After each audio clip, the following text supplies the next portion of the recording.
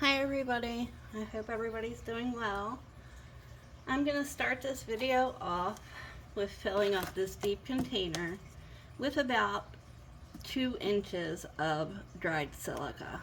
Now I dried the silica out in the oven at 200 degrees. I bought reusable silica, so throughout the summer I can just keep drying flowers. I bought this actually last year. You can probably go back to a video. I bought it was a non-label brand. It was just labeled silica on eBay. I bought it for $19.99, so it was a lot cheaper than any of the others. Now you want to make sure that it hasn't rained recently because you need your flowers to be dry, and you want to pick the most pristine bulbs that you can for drying, preferably not long after they open. And you want to keep some of this part on them because you're going to push that down and anchor that in. Now I'm going to have to fill it up a little bit more, or I can nip off a little bit more of this, but you want some of this to stay on your flower to keep it together. So I'm going to situate that in here lightly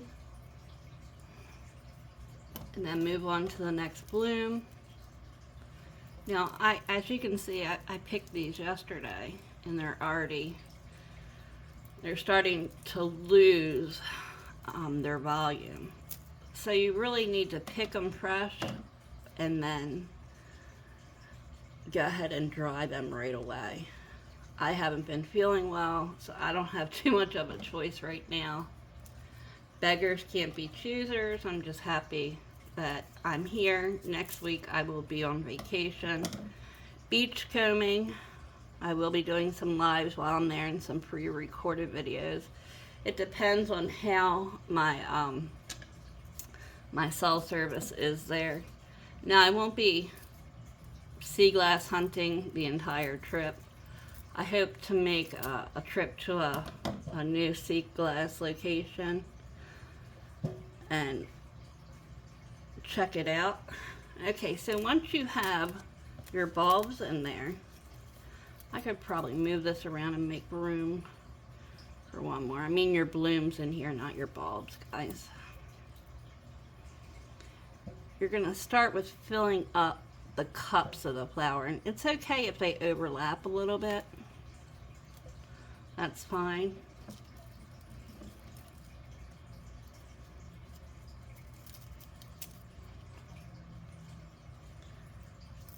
The fresher they are, the better.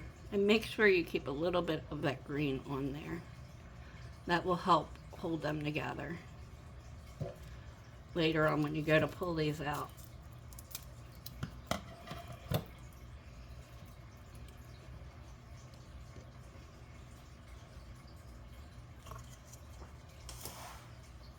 So what you're going to do is you're going to start filling them in the center to get them established in here.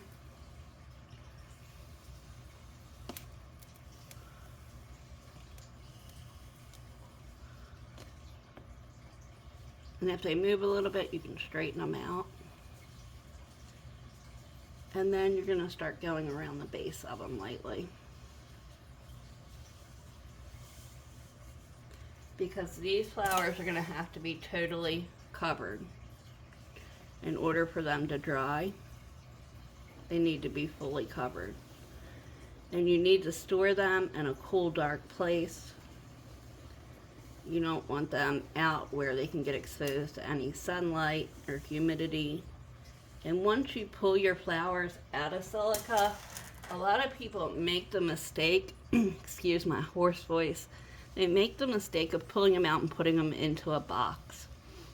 What happens there is your flowers absorb the moisture, so they're gonna rehydrate just basically from the humidity in the air.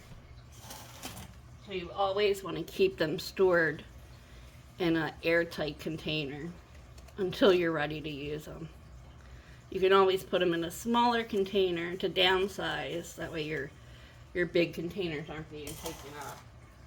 But you always need to keep them in an airtight container because it'll ruin your resin art, especially when you're doing multiple layers of flowers. The moisture will be released and it'll cause your resin art to go awry.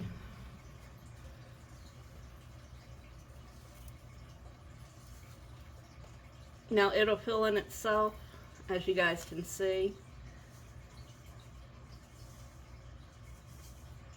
That's why you start with the middle of the blooms and then build it up around them. And you only need to cover them lightly. You don't need to put an inch or anything on top of them. Just as long as they're covered fully, you're good. Because you don't want these to get too much weight. You want them to keep the frilly look. I hope this helps you guys. I'm gonna look tomorrow for $2 tree cutting boards to show you guys how to make your own DIY flower press. It's really simple. I just hope they have them available in my area. And tomorrow we'll do the cherry blossoms. So, you're basically done. Then all you do is seal up your container, put a label on it, and the date. And you want to store it in a cool, dry place for 2 weeks. I usually use a closet or a cabinet in my kitchen that's far away from my stove or my cooking area. That way it won't be exposed to any heat. So I hope this helps you guys with your spring flowers, being able to keep them and capture them, regardless if you're using it in resin or if you're using them to make a pressed flower picture. I hope this helps you guys. Take care, and as always, God bless.